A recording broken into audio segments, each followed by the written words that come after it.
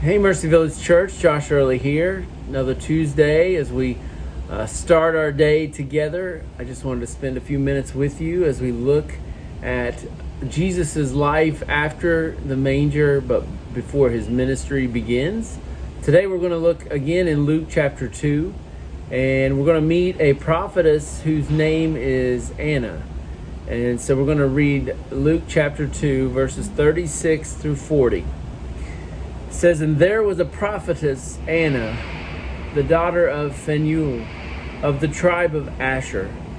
She was advanced in years, having lived with her husband 7 years from when she was a virgin, and then as a widow until she was 84.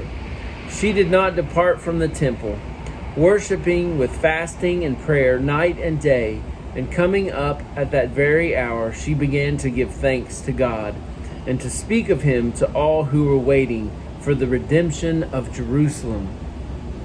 And when they had performed everything according to the law of the Lord, they returned into Galilee to their own town of Nazareth.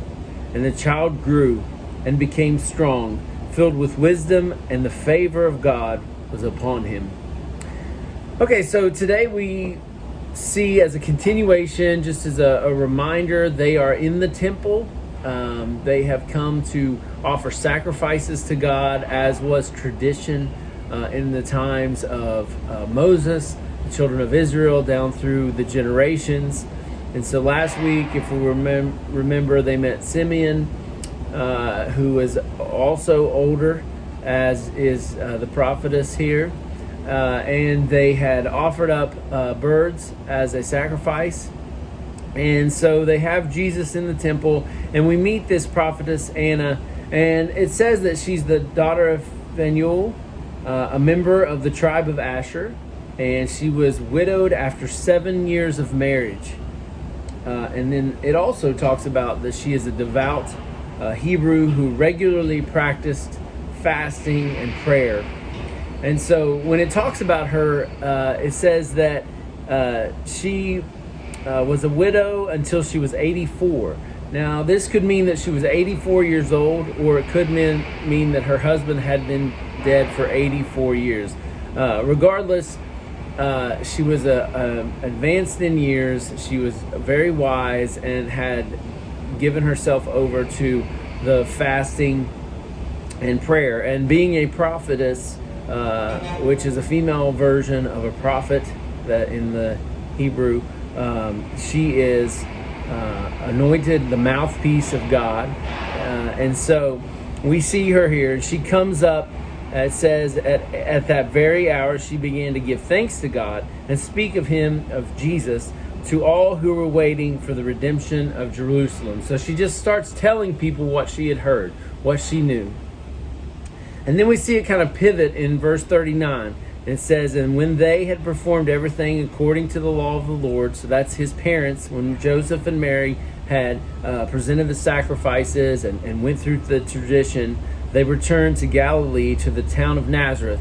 And so we knew from the book of Matthew that they had laid down roots in the city of Nazareth. And so they take Jesus back there. And this passage ends, and it says, "And the child grew and became strong, filled with wisdom, and the favor of God was upon him." And so we see that it says that he grew in strength and stature.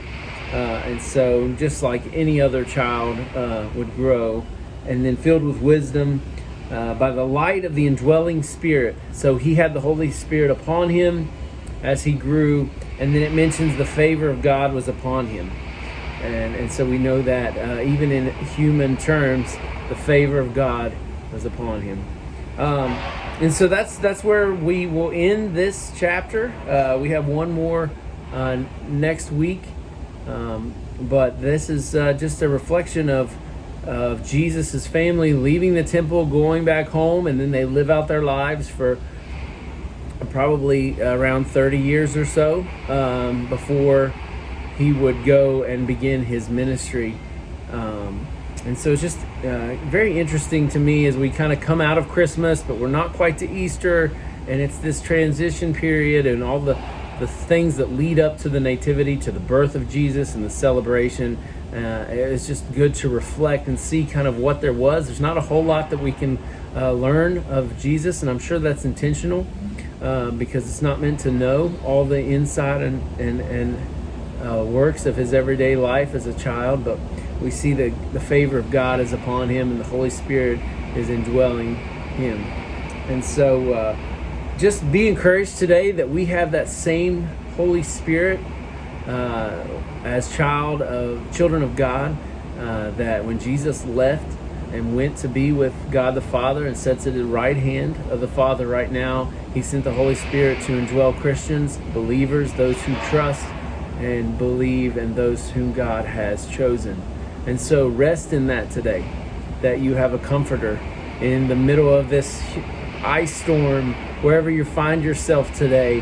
Hopefully you're well, and that you will be comforted by the Comforter, the Holy Spirit. And so have a great day today, and we will see you soon.